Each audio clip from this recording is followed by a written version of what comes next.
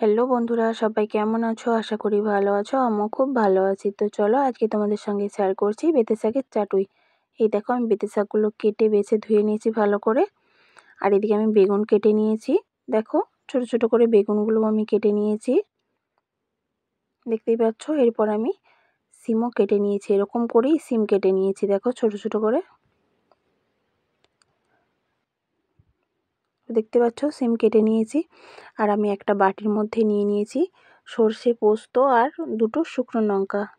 তো চলো এগুলো বেটে নেবো আমি। এগুলো হচ্ছে এতে দেওয়ার জন্য আমি নিয়েছি। আর দিকে দেখো আমার এগুলো বাটা হয়ে গেছে। তো কড়াইটা প্রচণ্ড গরম হয়ে গেছিলো, ওই জন্য তেল দিয়ে দিয়েছি দেখো। তো আমি 5 ফোড়নের জন্য দিয়ে দেবো দুটো শুকনো লঙ্কা ফোড়নের জন্য। দেখো লঙ্কাগুলো একটু অন্য কালার হয়ে গেলে পরে দেখো কেমন কালার হয়ে গেছে। এরপর আমি দিয়ে দেবো সবজি কাটাগুলো, দেখতেই পাচ্ছ। দিয়ে আমি নাড়াচাড়া করে এগুলো একটু ভাজতে দেবো। তো চলো এগুলো ভাজা হোক একটু। তো তার আগে বলছি, আমার ভিডিওটা যে যেখান থেকে দেখছো অবশ্যই লাইক কমেন্ট শেয়ার করে দিও বন্ধুরা, আর আমার পাশে থেকো। তো দেখো আমি এগুলো ভাজছি। এগুলো হালকা ভাজানো হয়ে গেলে আমি দিয়ে দেব সামান্য পরিমাণে নুন। তো দেখো আমি এর সঙ্গে দিয়ে দিচ্ছি সামান্য পরিমাণে নুন, কারণ নুনটা একটু দেখে দেওয়াই ভালো, কারণ শাক তো কমে যায় একদম, আর বেগুনও কমে যায়। তো সেই জন্য পরিমাণ মতো নুনটা যে যার দিও। আর দেখো আমি এখানে হলুদ দিয়ে দিচ্ছি, হলুদ গুঁড়ো, লঙ্কা গুঁড়ো আর সামান্য পরিমাণে জিরে গুঁড়ো। দেখো দিয়ে আমি এটাকে নাড়াচাড়া করে নেব। তো দেখো আমি এটাকে নাড়াচাড়া করে নিচ্ছি, দিয়ে এটাকে মানে সব মশলাটা করে ভেজে নিচ্ছি দেখো। দেখতেই পাচ্ছ। তো চলো এটা হোক একটু।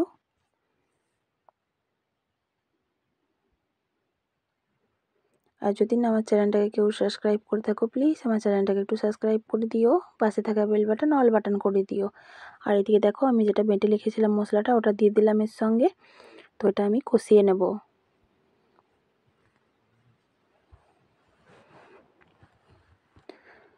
যে মশলার জলটা দিয়েছিলাম ওই জলটা একদম পুরো শুকনো হয়ে যাবে, তারপর আমি শাকগুলো দেব। তো চলো ততক্ষণ আমি এটা নাড়াচাড়া করে মশলার জলটা মরে যাক। তো দেখতেই পাচ্ছ একদম পুরো জলটা শুকিয়ে এসেছে। দেখো একদম পুরো শুকিয়ে গেছে। এরপর আমি শাকগুলো দিয়ে দেবো এর সঙ্গে। দেখো আমি শাকগুলো দিয়ে দিয়েছি এর সঙ্গে।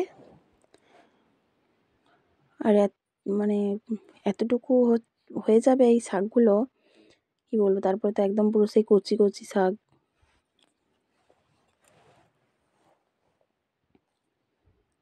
দেখো নাড়াচাড়া করতে করতে একদম পুরো এতটুকু হয়ে যাবে। তো যদি না কেউ বাড়িতে করে থাকো, প্লিজ এই রেসিপিটা বাড়িতে ট্রাই করো, অবশ্যই ভালো লাগবে বন্ধুরা। তো হয়তো সবাই সব রকমভাবে করে না, কেউ হয়তো অন্য রকমভাবে করে। তো আমার মানে যেরকম করে আমার ভালো লাগে আমি সেরকম করেই করি। তো আমি সেটাই তোমাদের সঙ্গে শেয়ার করলাম। আর এদিকে দেখো জলটা একদম পুরো মরে দিয়ে দেখো শাকগুলো একদম পুরো একবারে এতটুকু হয়ে গেছে জল বেরিয়ে। তো এদিকে দেখো একদম পুরো জল বেরিয়ে যাচ্ছে, দেখবা। এই দেখো একদম পুরো জল সব হয়ে যাচ্ছে।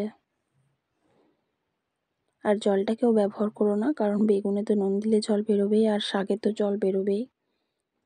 তো জলটা কেউ ব্যবহার করো না, এতেই হয়ে যাবে। তো এই দেখো ফুটছে, দেখো কেমন।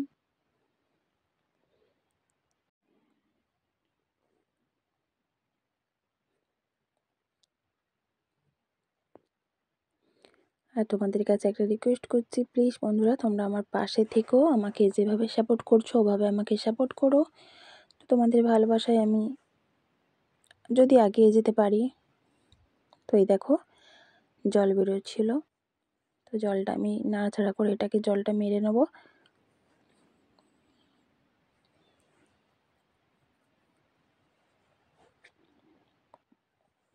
এই দেখো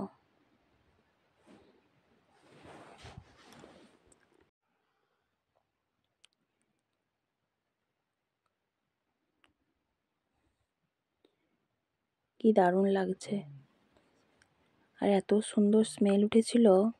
আর এই যে আমি এতটুকু মানে হাফ চামচ চিনি দিয়ে দিয়েছি।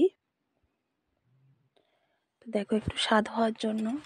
তো চিনিটা সবাইকে বলছি, চিনিটা যে যার মানে হয়তো কেউ মিষ্টি খেতে পছন্দ করে, কেউ ঝাল পছন্দ করে, কিন্তু মিষ্টিটা মানে চিনিটা পরিমাণ মতো দিলে না ঝাল মিষ্টি এটা ঠিক মানে থাকে ঠিক মতো। সবাই তো চিনিটা ব্যবহার করে না, তো আমি যে কোনো না, আমি প্রত্যেকটা তরকারিতে বলো আমি চিনিটা ব্যবহার করে থাকি।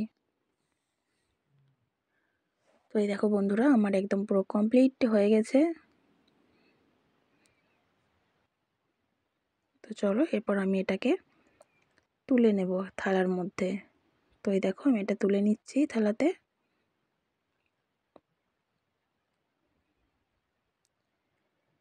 এটা দিয়ে একদম পুরো গরম ভাত জমে যাবে বন্ধুরা।